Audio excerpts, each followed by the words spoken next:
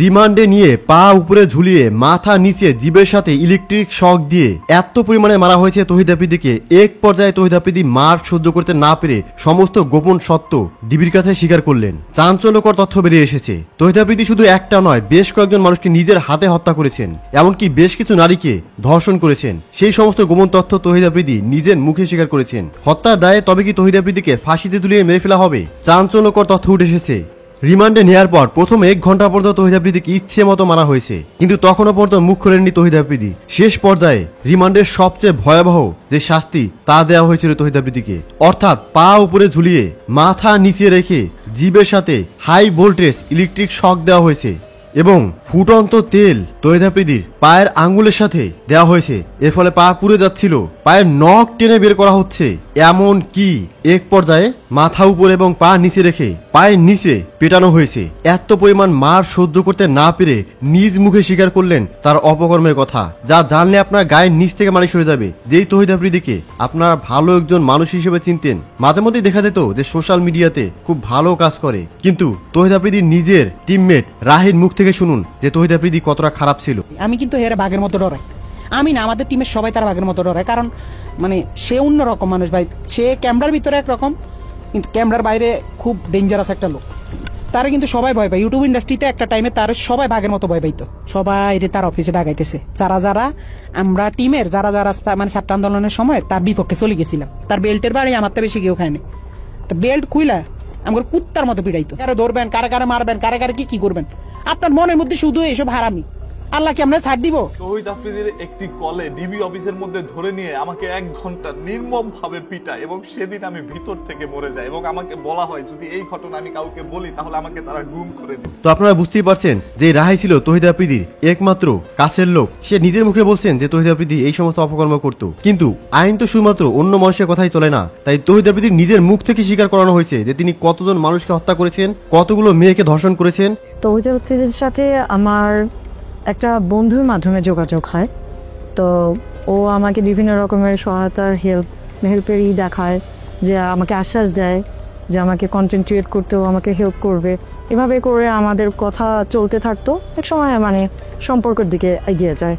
ভুক্তভোগী ওই নারী শেষ পর্যন্ত চেষ্টা করেছিল আফ্রিদির সাথে সংসার করবার, কিন্তু ডিবি অফিসে ডেকে নিয়ে তাকে গায়েব করে দেওয়ার হুমকি দেয়া হয়। তারপর আফ্রিদির সাথে সংসারের স্বপ্ন শেষ হয়ে যায় তার। ইনডিরেক্টলি ও আমাকে হত্যার হুমকি দেয়। এবং তৌহিদ আফ্রিদির বাবা নাসির উদ্দিন সাথী, যিনি কিনা জোরপূর্বক মাই টিভি দখল করেছেন।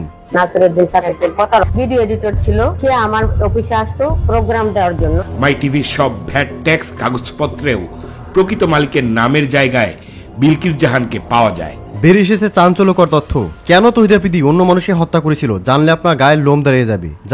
জানাবো এই ভিডিওতে সমস্ত তথ্য। তার আগে এখনই কমেন্টসে লিখে জানান আপনি এই ভিডিওটি দেশের কোন জেলা থেকে বা কোন দেশ থেকে দেখছেন, এবং তৌহিদ আফ্রিদি কি আপনি পছন্দ করেন অথবা না সেটাও কমেন্টসে লিখে জানান। তো চলুন এক এক করে জেনে আসি। তো দেখুন, তৌহিদ আফ্রিদির সবচেয়ে কাছের লোক রাহি বলছেন যে তৌহিদ আফ্রিদি অন ক্যামেরায় একরকম রূপ এবং অফ ক্যামেরায় সম্পূর্ণ ভিন্ন রূপ, অর্থাৎ বাস্তবিকভাবে সে একজন ডাকাত। সে ক্যামেরার ভিতরে একরকম, কিন্তু ক্যামেরার বাইরে খুব ডেঞ্জারাস একটা লোক। তারা কিন্তু সবাই ভয় পায়। ইউটিউব ইন্ডাস্ট্রিতে একটা টাইমে তার সবাই বাঘের মতো ভয় পাইতো।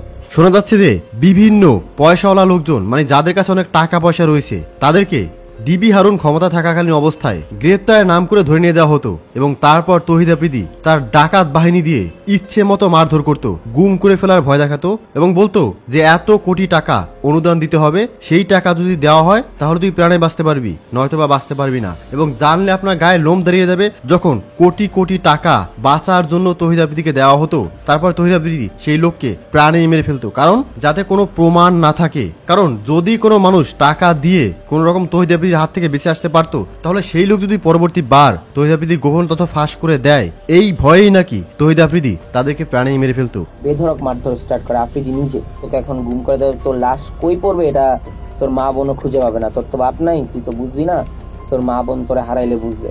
এই ধরনের কথা উঠে এসেছে। তাহলে একটাবার ভাবুন, যেই লোককে আপনারা মানবতার ফিরেওয়ালা ভাবতেন, যেই লোককে আপনারা সোশ্যাল মিডিয়াতে ভালো হিসেবে দেখছেন, সে নাকি ভিতরে ভিতরে একজন সাইকোপ্যাথ এবং মানুষ হত্যাকারী ডাকাত ছিল। আরো শোনা যাচ্ছে যে এই তৌহিদ আফ্রিদি মেয়ে পাচার করে দেশের বাইরে পাঠিয়ে দিত।